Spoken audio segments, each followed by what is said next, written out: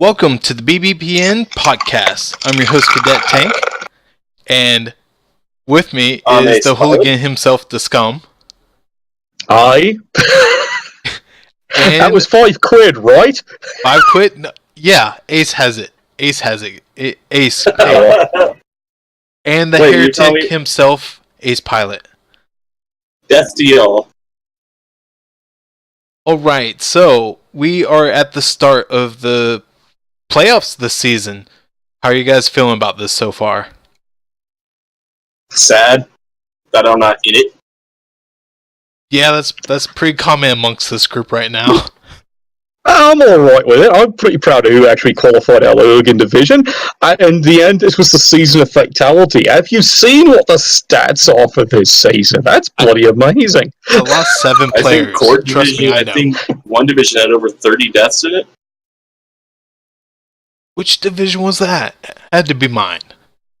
It was either yours or I think someone else said it was the. It was either I think it was yours or the Core division. One of the two. MCC had quite a few too.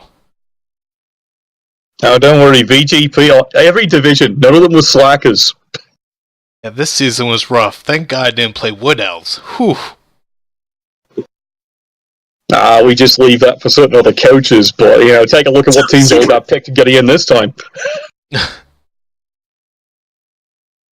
Alright, lead it up there, Cadet. You break it down, what you want to talk about, what you want to follow, and what you want to spoil. Alright, let's go ahead and cover the games and try to give a prediction on the games. So the first one we have up is the Pastoral Sympathy versus Teeny Titans. Give me some input.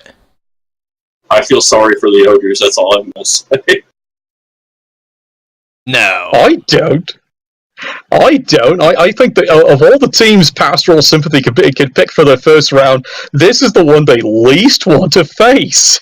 This is the one team that's proven that even if his rolls suck, he's just going to beat you into the bloody ground. Now, granted, you can look at Pastoral Sympathy, the crazy set of skills he's got all up and down, but as you saw, the other teams don't know how to cover the fact that he can just one-turn howitzer, score, and say, right, your turn, you schmuck.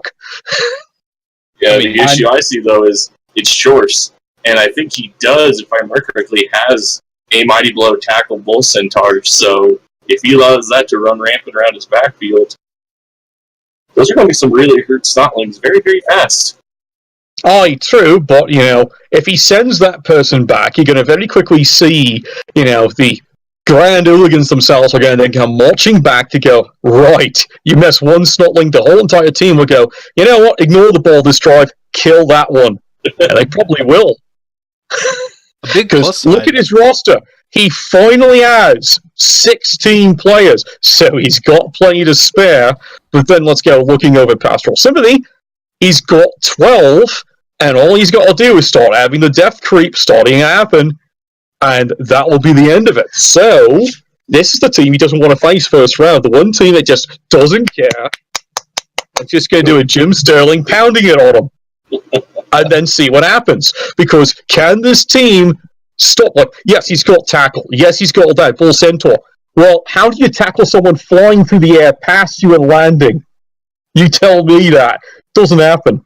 So, he doesn't have a solution for it. Instead, he's going to have to try and grind out and kill the Snotlings off, and we've seen just how bloody invincible those buggers are. And then you haven't done anything about, because has he got any way of dealing with, 6 ogres who would like to give you what for in the hand shandy in the bathroom? He's picked his wrong opponent. But I could be wrong. Let's cadet him out. How wrong are we? So, to me, I feel like he can very well manage this game, because there's no Claw on this team. Normally you think about Torf, you're like, oh, Claw versus my AV9, but he doesn't have that. And then that Mighty Blow tackle Centaur doesn't have break tackle. So if he just marks him with an ogre, that could solve that issue completely for him. So and to by me, marking I him, feel, he means makes him a smear in the ground. I'm for that. I'll drink for that. So to me, I think this is a very manageable game for the best ogre coach I've ever met in my life. I mean, far better than Jimmy gives a best hand shandy fantastically. Yeah, definitely. All agree. Absolutely. And I'll tell you this right now, Yark, if you're going to listen to this, that's a compliment because we've met some really good tier 3 team coaches. Falkirk. Falkirk. But and we can't include Orbis. Sorry, Orbis. But I think he definitely has a shot winning this game. I even predicted him to win this game. I'm calling it right now. Brave words indeed. Let's see if they come true. I'm looking forward to that one. The cast is going to be fun. I gotta figure who's advertising for that one. All right, so the next game is King of the Rings versus the Viper Nats gang. I gotta go with Vipers because I had High Rock Horde to win the core division because I'm going to be honest, he was far more developed than the Vipers Nats gang, and yet the Nats gang stole all the thunder. That's an interesting viewpoint. He can win with less. That's what I like about it. I see now Luke plays, and I'm looking at how he's developed the crazy skills all up and down there, especially all that crazy block. He's going to be driving him, completely and utterly, tits up. Especially look at his ball handler. His ball handler. It's not a thrower. No, he's got the blitzer, and he's going to do all the bloody work. I'm amazed he doesn't have back strain. He's carrying that team so bloody much. But I'm calling it for good old Mac on that one. I think he's going to take him because I've seen what that coach can do when he's had a bad day. He's doing a good day. This is a good start for him. He's got to prove he can win the bloody thing. So this is how he's got to prove it. This game, he's got to prove it. So it's intimidation. I have to agree with you on that. I mean, Mac's a really good coach. And I don't think that Luke has the team to deal with these Chorfs. I just don't feel like it. And look what he's got. And you were mentioning about the go take at the King of the Rings. Hey, there's 2 claws in there. He has a... It's going to be bloody. There's going to be bodies all over the way. Mourning cheerleaders. It's going to be great fun for the fans. Absolutely. So, now, you tell us where we're wrong. Now. I would, but I can't argue with it on this one. I definitely think Mac should win this one, and if he doesn't, it's sad. Humiliations galore. Right. He has to shave his beard. This is probably the matchup that Mac wanted. I don't think there's any other team he would prefer to have. Because, I mean, with Luke, I'm not bashing his team, but as I said, Horde was a much more scary orc team in my eyes. Outside that one level 5 blitzer, he doesn't really have anyone that's a big threat. And if you're mentioning about him shaving his beard, did he already do that last season in Game 1 of the regular season? Or is this the game he will never talk about? All right. The other beard. Let's move on to Monster Apocalypse versus the High Rock Horde. Oh, this is the one I'm looking forward to. It's one of your great questions earlier is, what's the game in round 1 I'm looking forward to? That's the one. That really is probably the highlight game of round 1. Those 2. Oh, that's going to be great. Because we saw Helix. He didn't tear up the second round, but throughout first rounds, he was the man of his division. Like, his Monster Apocalypse is one scary, scary team.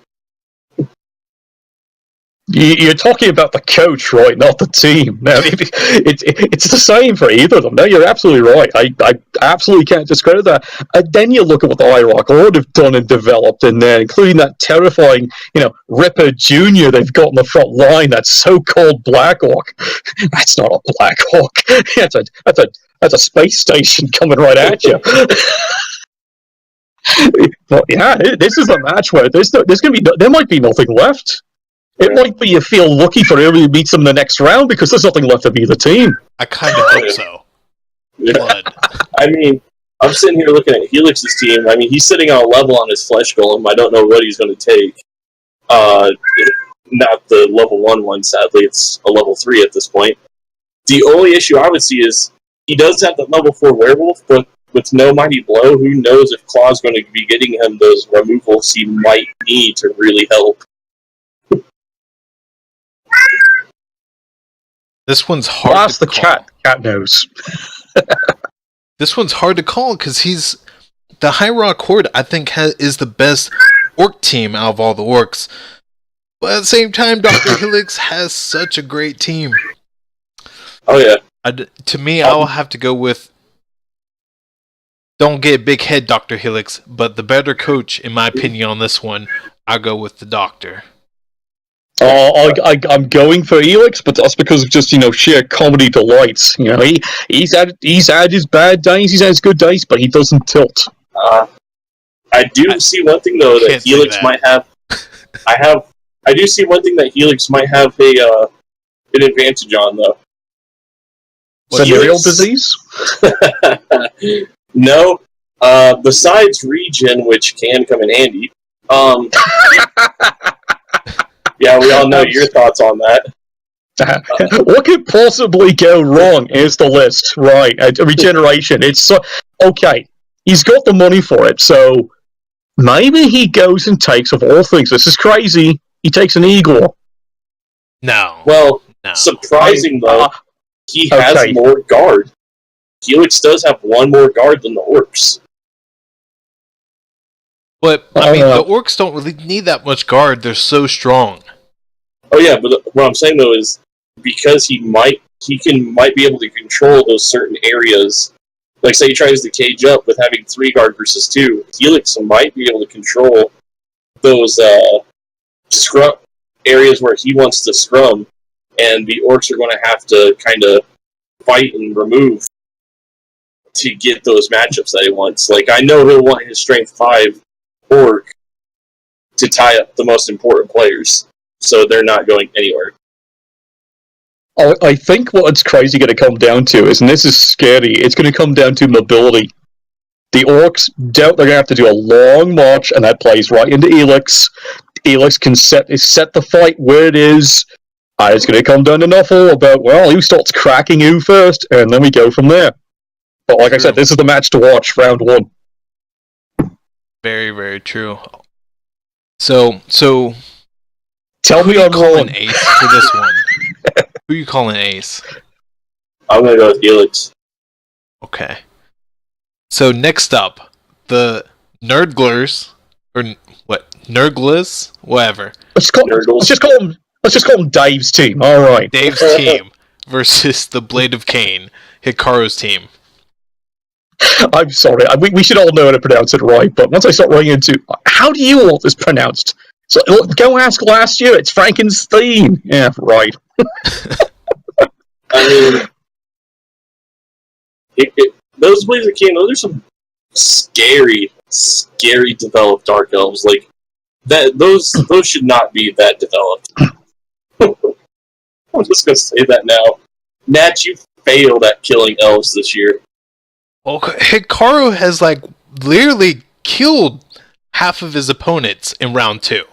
He walked through me through injuries, and then he walked through who was he walked through with injuries also? Storn, maybe? Oh man, it was Storn he was playing against, and he killed 2 elves off the bat. More than I could kill or you could kill the whole round 2. All right, so which one of you is going to make the brave call first? All right, ace the face. You call this one here. What do you think? Well, I mean, they've already played each other once, and I want to call the Blades of Cain to win it because they've already shown they know how to work around this Nurgle team. So, and Nurgle is missing one key skill.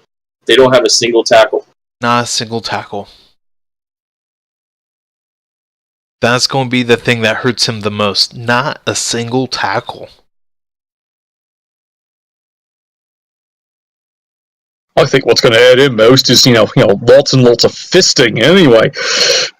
Out on a limb on this one here, it's like, much as I just adore how the Blades of Cain is like, here, VG, take notes. Here's how a Dark Elf team works. Anyway. But They certainly have picked themselves maybe the worst matchup. Like, yes, he's beaten once, but that means the other teams learned how to better isolate him, make use of the fluffy, maybe try and control things there.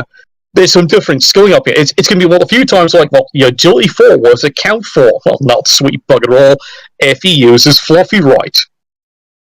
Yeah, it's going to really come down to how good is that Dark Elf armor going to hold up against the punishment he's going to get within the first 2 or 3 drives. And then it's going to come down to a kickoff result if there's one that the Blades of Kain can take advantage of. If there's something, a good onside kick that can take advantage of it, done. The Elves have got it. Right. But as I said, though, Nurgles have no tackle, and he's going to be missing one Witch Elf for his first match, which it's nothing serious, but it's a missing Witch Elf, which really hurts. But he has, I'm seeing here, 1, 2, 3, 4, 5 Blodgers.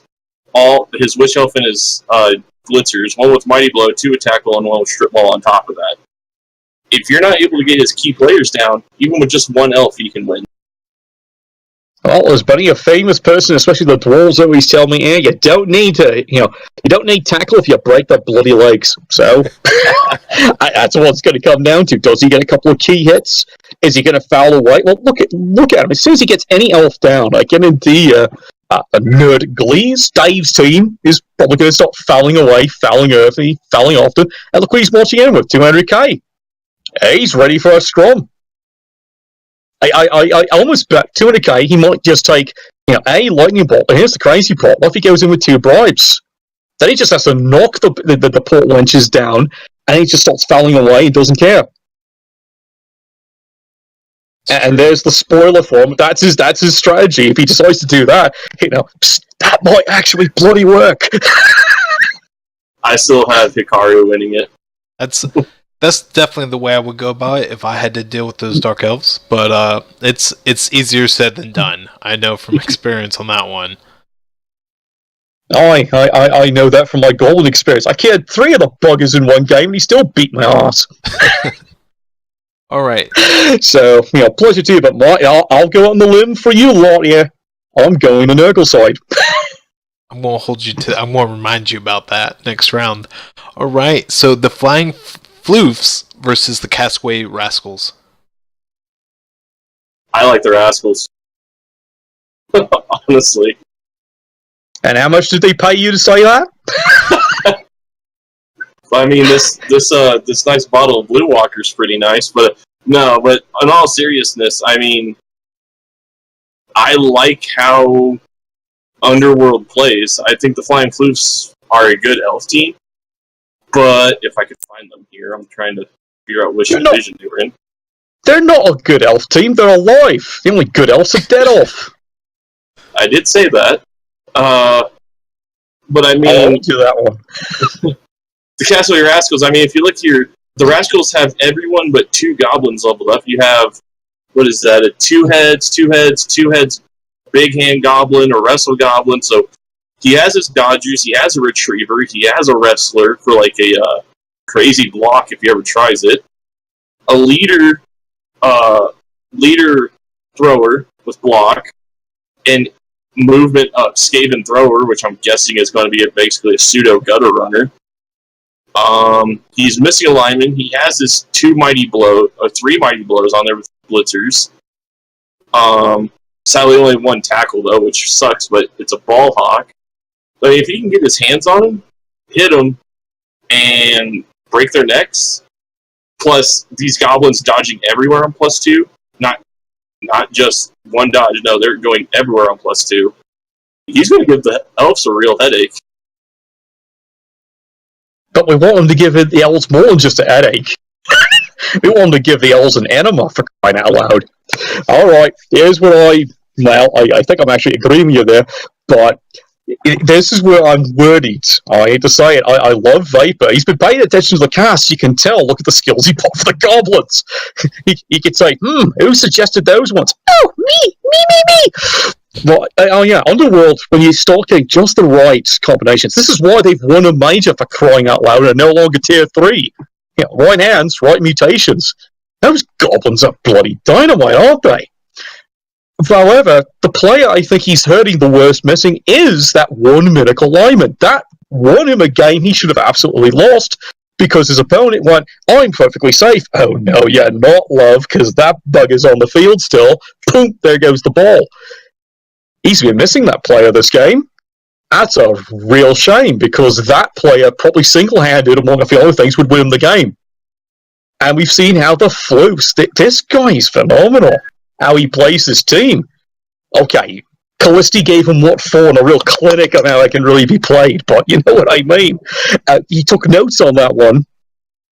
And the Floofs, I thought they would be absolutely a joke team, and here they are. And of all the teams they could have picked the first round, this is the one they actually want to pick. They've got the best matchup they possibly could get first round. I think that goes both ways, though. Oh, yeah, because Floofs, though, I see one thing, like, yeah, Underworld has that one dynamite lineman, but the entire team looks like it works really well even without him. If you look at the Floofs, though, the Floofs have one player that carries that entire team on the back, and that's that level 5 catcher that I said needs to die. Strength up, Raj, strip ball. You take him out of that elf. If you take that elf out of that lineup, that's one, that's going to crush his spirit in the game and probably make him break his keyboard. Number one. Mm-hmm. Number two, though, he only has three blodgers in the entire team. Well, that's true, but you have to catch the bugger first. Well, Underworld isn't what I would call slow.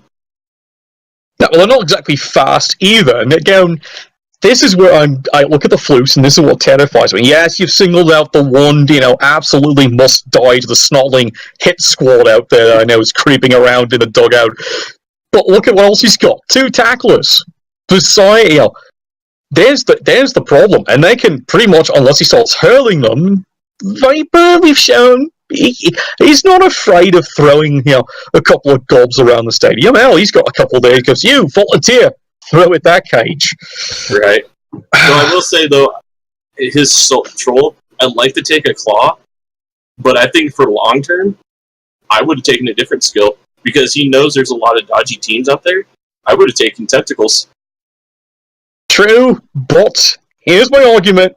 Look at one he had to face off of in the first division he played in, and then the second one to get here. That was the smartest choice. At the time.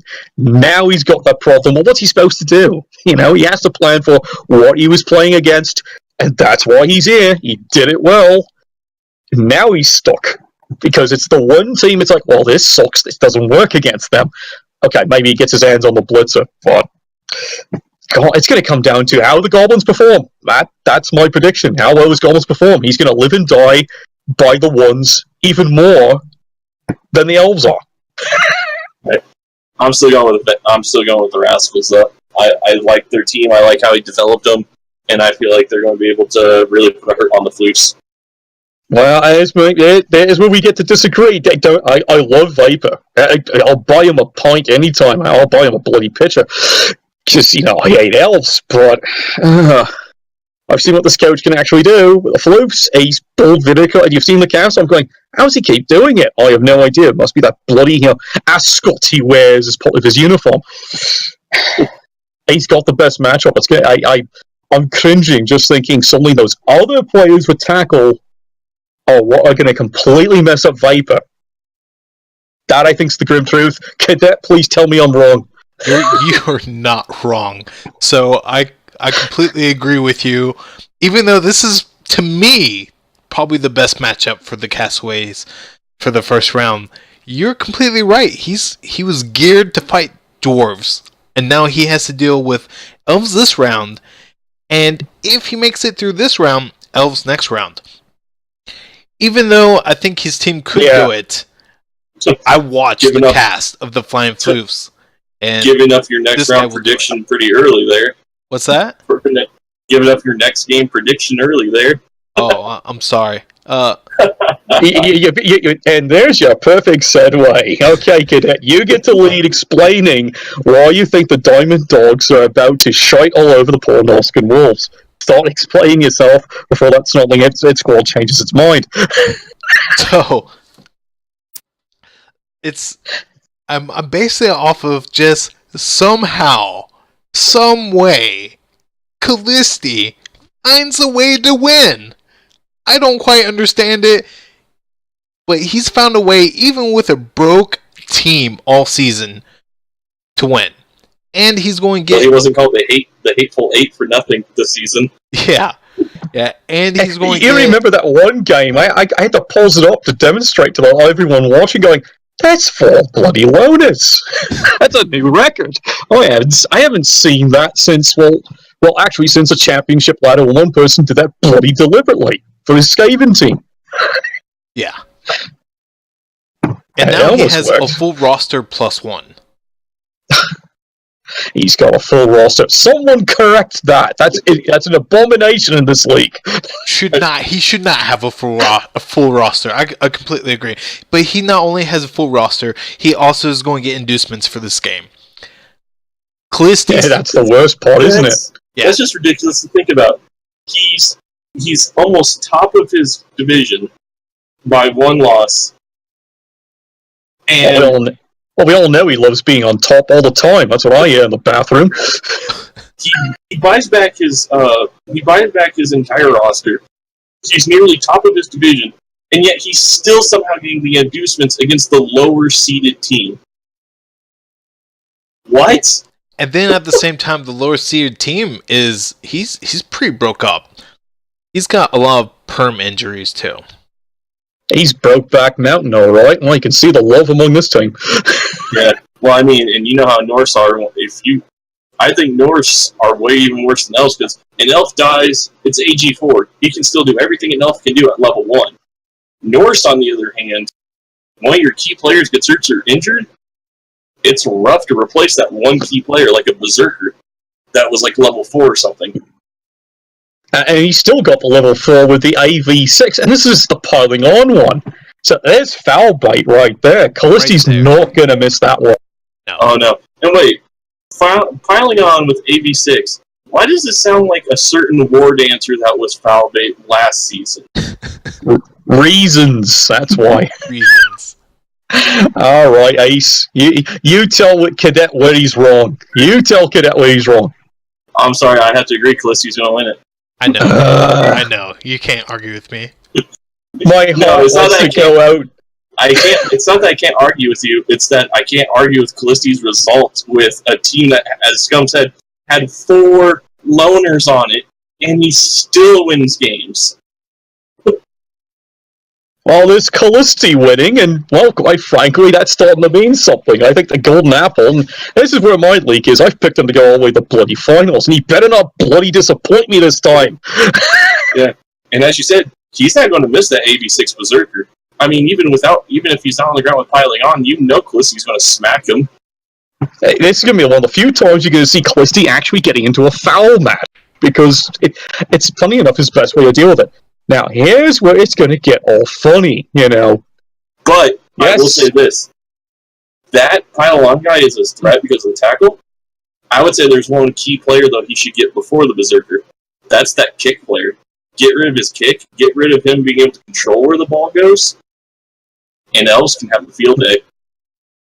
The crazy part's going to come down to how does Werecaster make use of Frenzy? That, of all things, might be the only thing, among many other things, including just the sheer amount of alcohol he's going to consume before that game, and dive in and see what happens. Because if suddenly Frenzy starts paying off and he starts actually breaking through the armor, well, suddenly Callisti might be back to his old habits, aka, oh, look how many loners I've got in the field.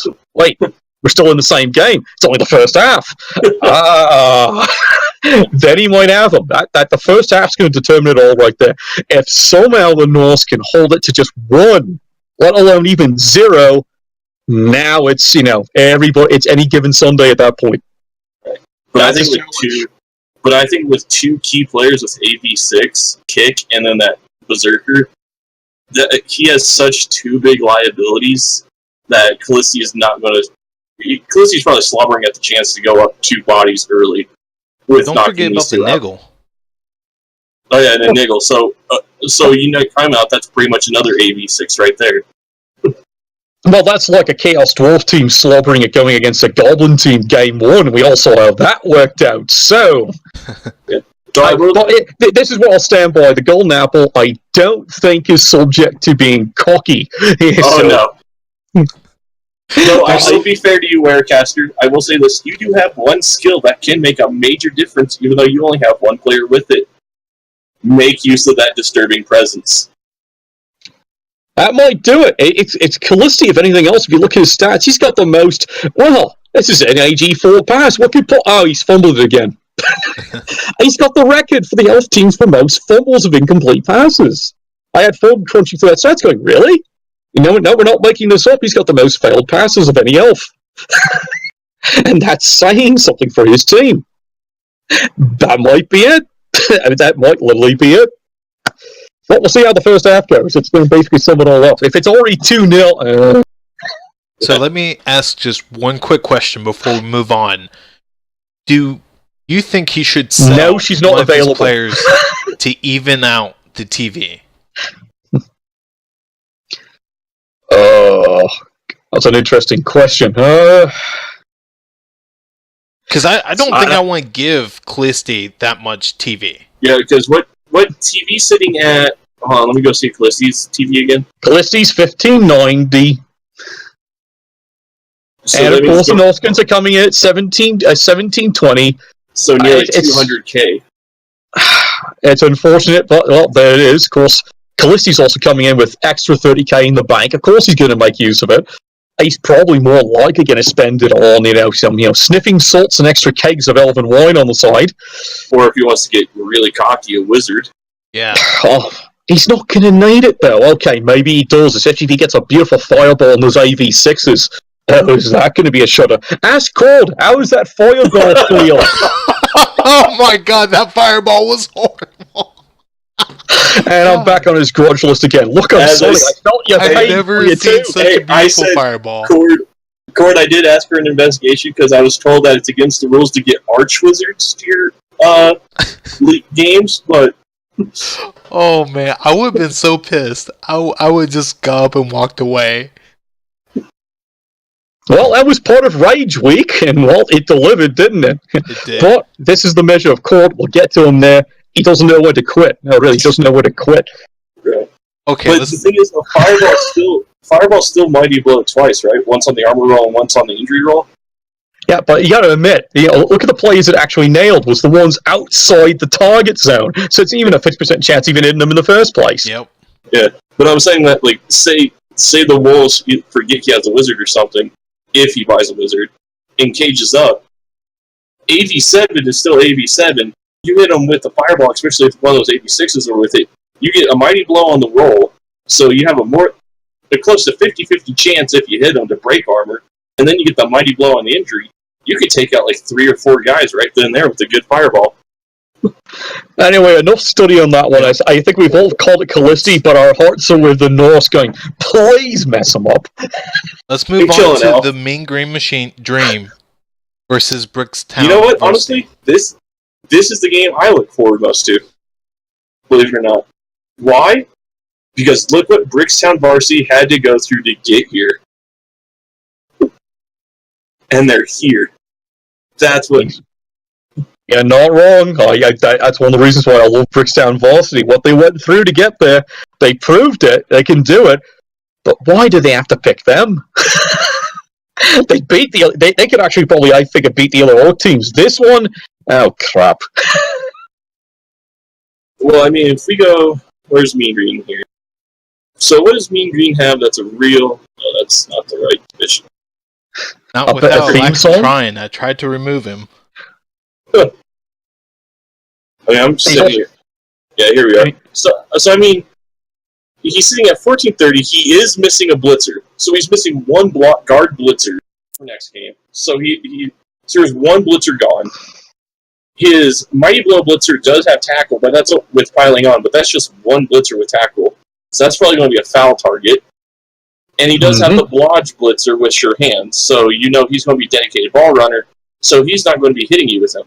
So he has one dedicated hitter that's a threat, and the other one that is going to be too busy carrying the ball to do anything. Other than that, he doesn't have anything to really counter him. And he's going to be giving away about practically 300 TV in this game, and then some.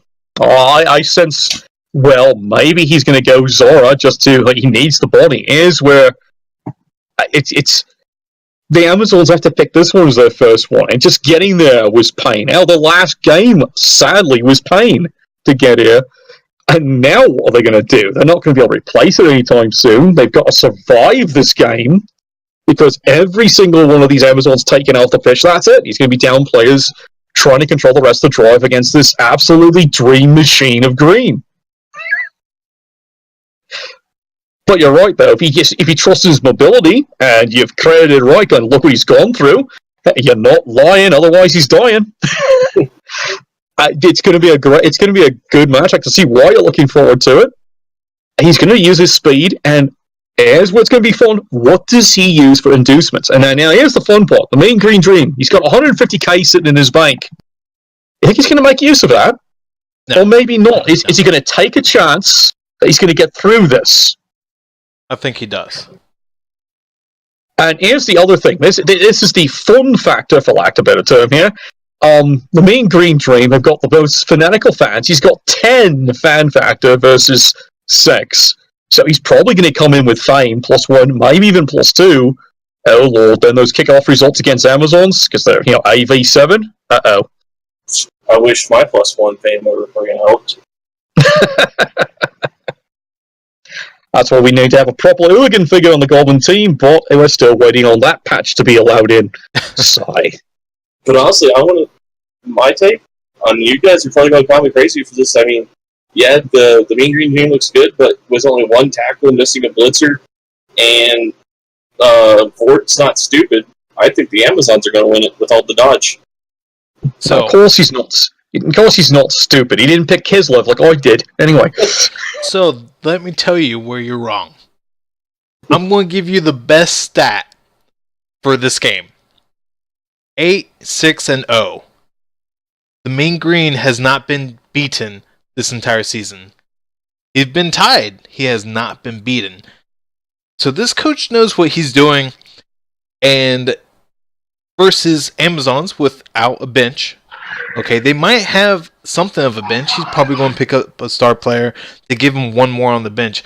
But versus a Mighty Blow tackle pile-on, I don't know how long Amazons are really going to hang in there versus that. I mean, and if he didn't even have that, I feel like Laser Dentist, through just positioning alone, could win this game. Well, he's probably true about that one here. It's like he said, there's always a first for everything when it comes to... I just about to ask any other world champion out there. There's always a first. Look what happened in the spike in the last major here. The previous champions, 0-6. So any given Sunday, that can possibly happen. Brixtown Varsity is waiting for it any given Sunday game. His incentives are going to be the biggest thing. What is he buy? Might that change things up? Might that tilt up? Maybe a crazy roll goes his way. And we've seen he's absolutely stunning when it comes to, oh, look, dibs, there's the ball. And it was only that last game cast, it was just, most of the time I was just shaking my head going, what are you doing? You're not playing smart and aggressive several times when you should have had the ball, should have won this game, and it led to you having deaths you shouldn't have had in the first place. It's the only off game I've seen him play all season. It's sad to say it was the last one before he goes into this one. I hope he paid attention because, well, now he's got to be on his A game, which he was all the rest of the season, to beat this team. Is it there? I'm leaning towards that beautiful green dream, much as I hate to admit it. But you're right, Brixtown can beat him, but he's got to play smart. He did this last game. That last game, sorry, love, that was horrible. I mean, mad respect to Vort for making it this far with the Amazon team that was laden with dwarves all through the season. Yep, correct to him. He's earned getting in here, but he's, like I say, he better not play like he did his last game. If he plays like that, that's it. I mean, Green wins it easy.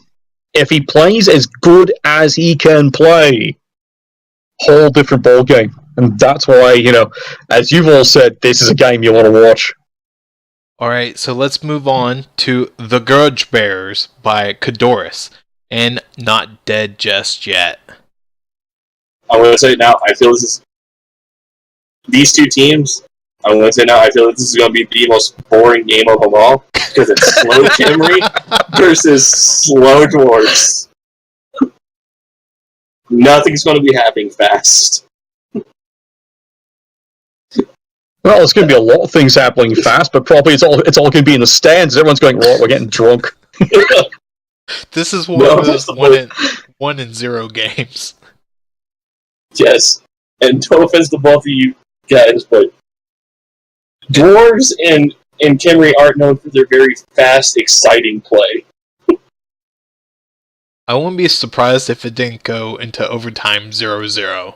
If the Kimry hold out and don't get crushed because they have AB7.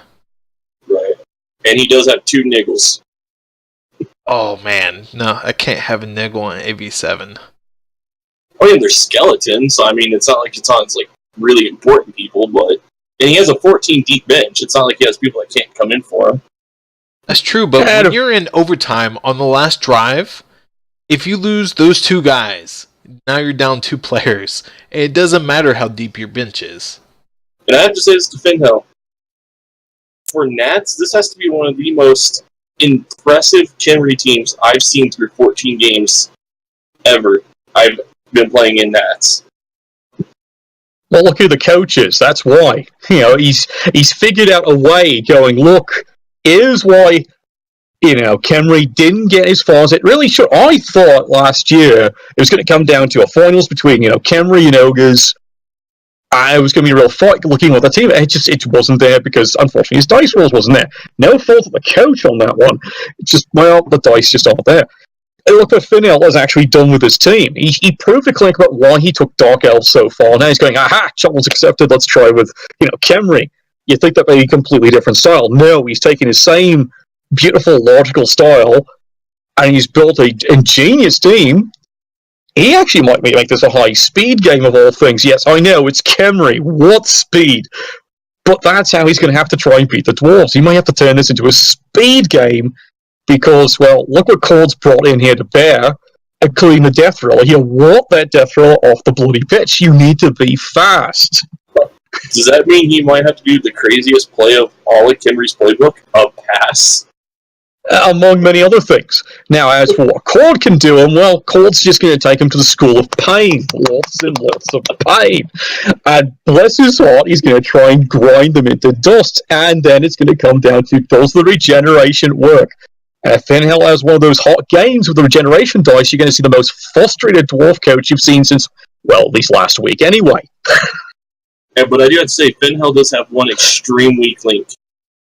2 unleveled Tomb Guardians. I think it that really hurts. I think it really I don't think the Tomb Guardians are going to be the big difference in this game. I really don't think so, because it's a dwarf team. Tomb Guardians are easy to deal with, as long as you keep the Troll Slayers in action, and, well, we know Cord. Yeah. You beat me to it. He's just going to be pounding into them all day, and look at the skill he's at least got on one of the Troll Slayers. It's such a crazy combination of skills, including, of all things, he gave it bloody Juggernaut. It's like, what's that for? No, I'm making sure that bastard's going down. Okay. Right. Well, what I mean by that is that 2 unleveled Tomb Guardians, that's 2 more guard you could have with Strength 5.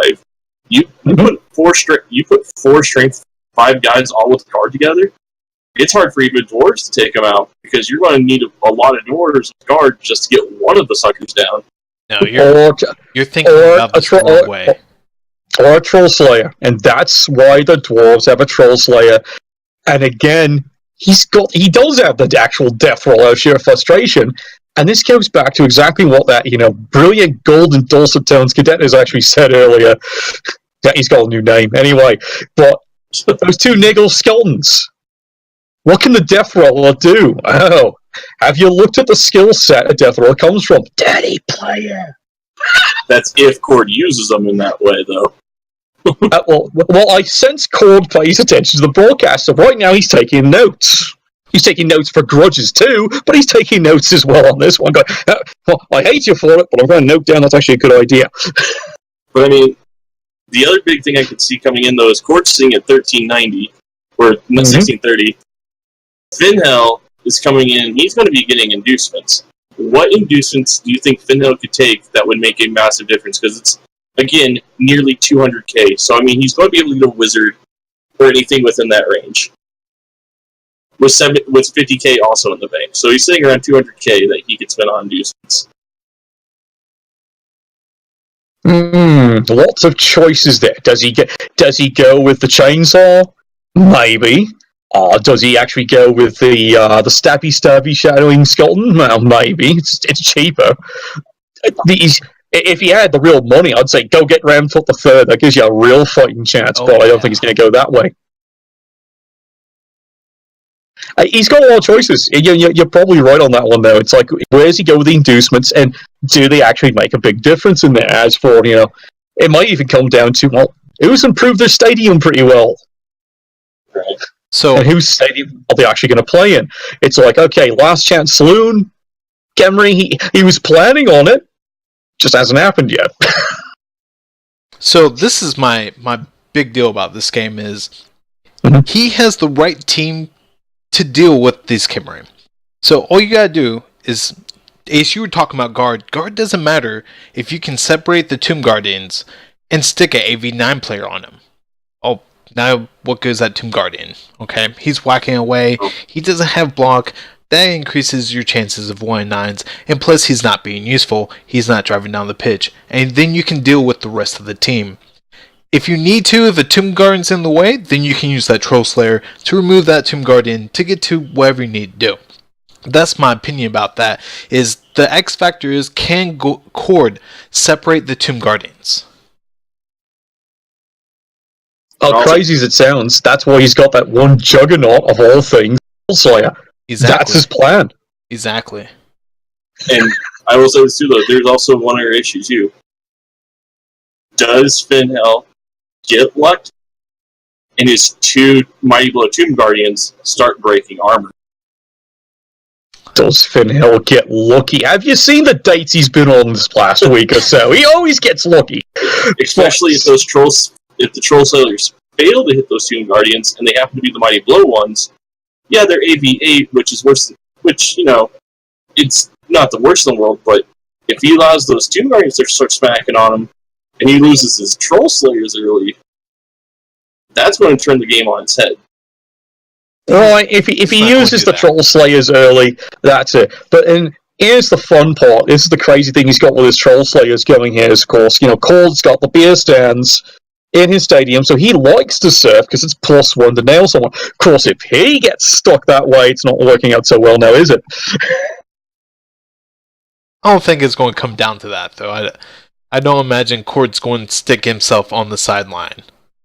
I don't think Cord's going to go on the sideline by choice. but is Finhell going to do that? Well, everyone knows it's VG. We all know the side cage is VG's favorite. Of course, it's his favorite.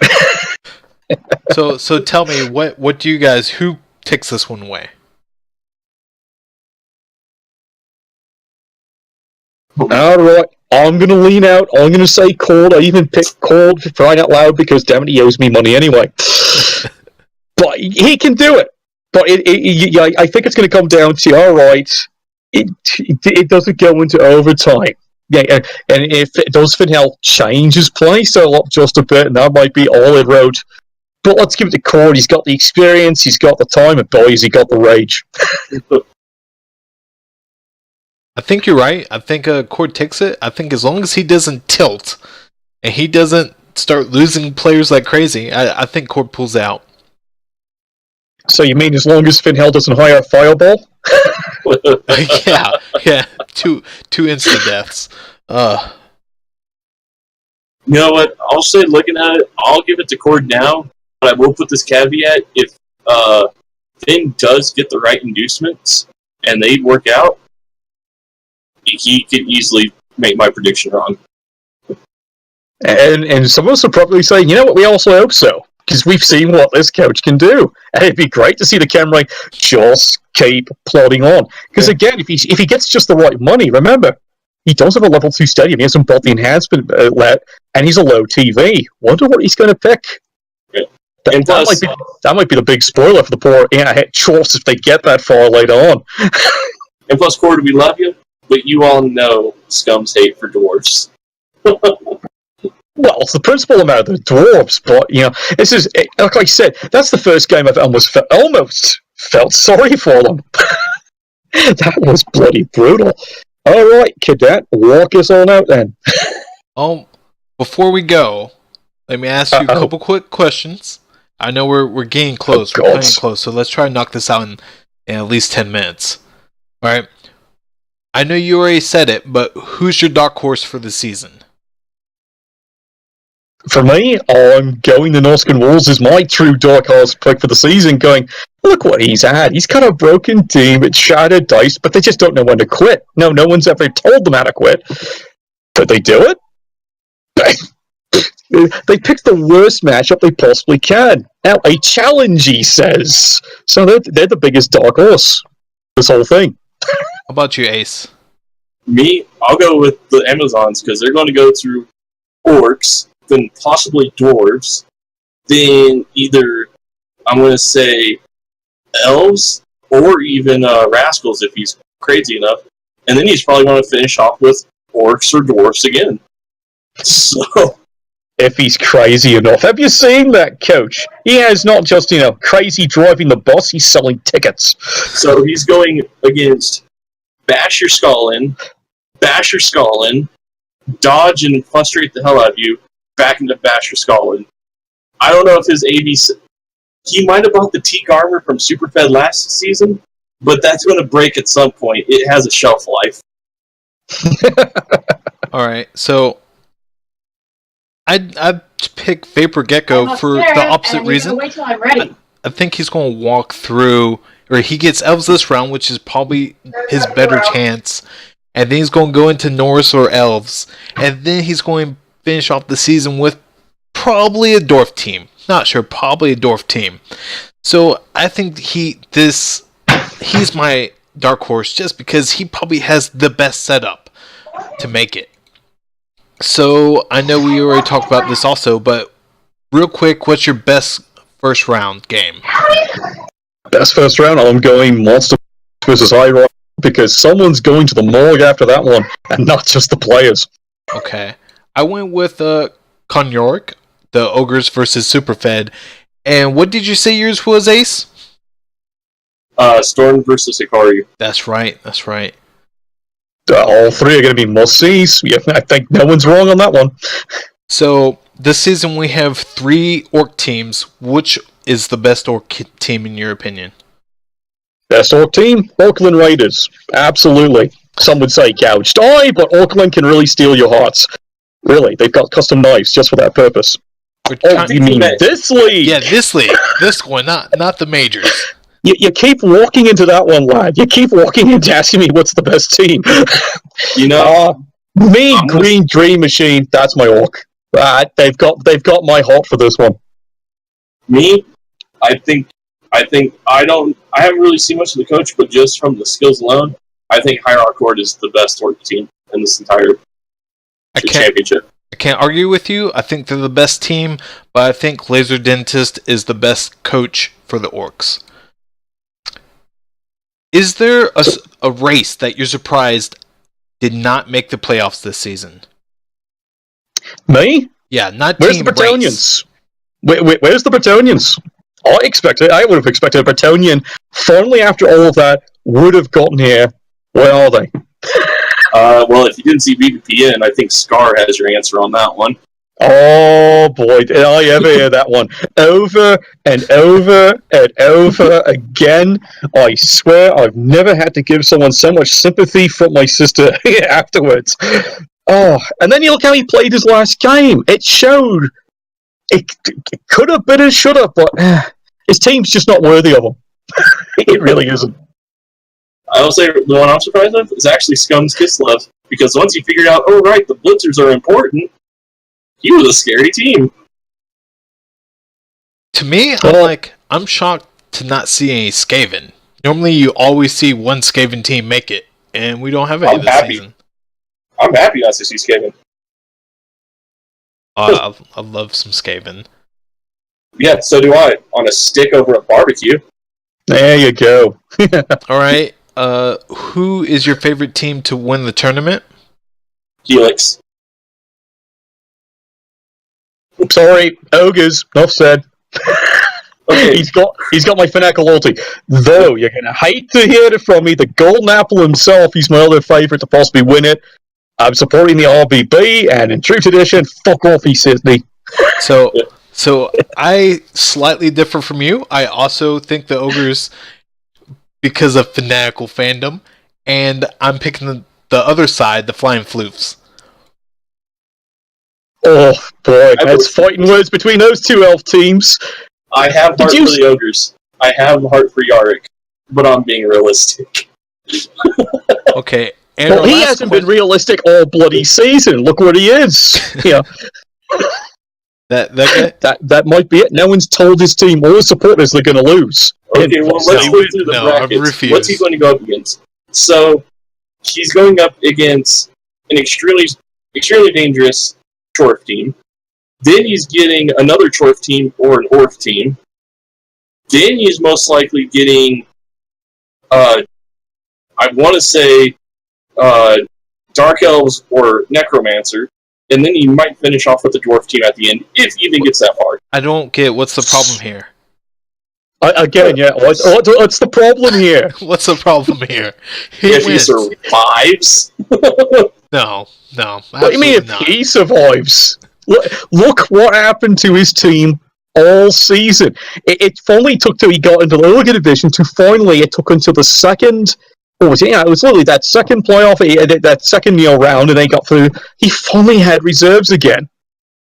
It's turned completely around for this team, and now they're hungry, going, "We're here, yeah," and they're going to just march, and that's probably why I think the Pastoral Symphony is in trouble, because of all the teams he could have picked first round. That was the worst team he could have picked to go against first round. Because look what happened last season. I'm sorry to give you a scare here, but I have to ask though. Then. Mm-hmm. What if by chance that level 5 Noblar gets killed? And there'll be much rejoicing. Don't think it's happening. We don't think his spirit gets crushed after that one? Nope, he just reaches over, gets another bottle of whiskey, tells the wench to bring him another one out of the fridge, and he marches on and goes on and wins. That's Yorick. Yeah, absolutely. I'm stoked. He plays later tonight, and I can't wait to watch it. All right, gents. So I had one more question, but we pretty much already beat that dead horse. So no need to cover that again. You have anything else you want to say before we go out?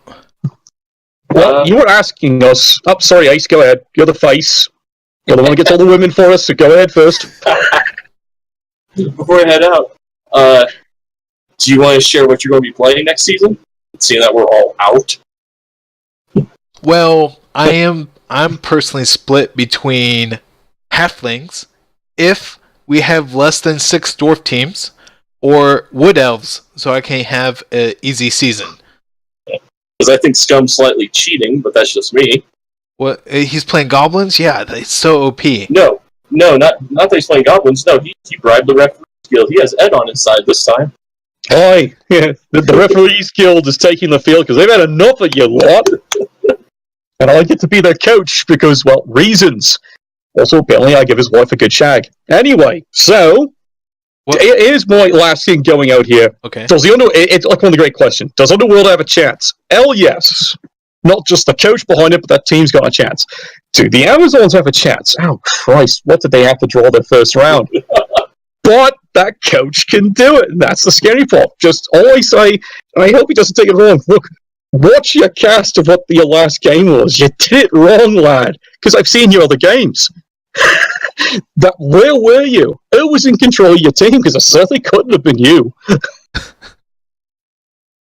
Yeah, I've really felt that like I said, I picked the Cascals or the Castaway Rascals as my dark horse, so obviously I think they can do it. The Amazons, I don't know. It's going to be hard, but he's gone this far, so why not? Absolutely, why not? All right, so now let's sit back, get a couple of beers, and boy, let's hope Nuffle blesses someone's dice. Sure as hell wasn't mine. All right, well, and I gotta go raise some. I gotta go raise some dead rock stars for our Necro team. You disappoint me. You disappoint me. Giving up on Chaos. All right. No, I'm just setting. I played him for 2 seasons straight. I need to sit back and reevaluate my Chaos play. Okay. Well, you two were the most looked forward to, Cass, and then I just looked at the game developed and just went, sigh. Someone's raging, and it's not the Chaos team. That was the highlight of my season. Once my players played that game, they're like, we're done. We don't need to play anymore this season. Yeah, not wrong. I think you peaked that game, and after that, half the time I go, what are you doing? Nope, they're done. I nearly flipped my fucking table on that one. That game pissed me the fuck off. And then you performed brilliantly the rest of the season, but it just wasn't there. Well, until against the Nurgles, where all I could do was push them. Well, all you're waiting for is when's your new release of DLC coming up? The official word is April. But that's because of a push. It's going to be Chaos Pact is what we're really looking at. Supposed to be coming in. And in theory, Khorne. But I haven't seen the animation models on the Khorne one. But they have uploaded all the logos. They're in. Just hang out. One more diversity. I want the Thornesh team for crying out loud. I want to have fun with tentacles. Oh man, can't wait. Alright, gents, well, we're just a little bit over time, but, we made our marker pretty well. Alright, this is it for BBPN's podcast. I'm Cadet Tank saying, sometimes win, sometimes lose, but never bet against me. And for those of you playing against the Ogre team, may your dice chip and shatter. And I'm Ace. I'll see you guys later.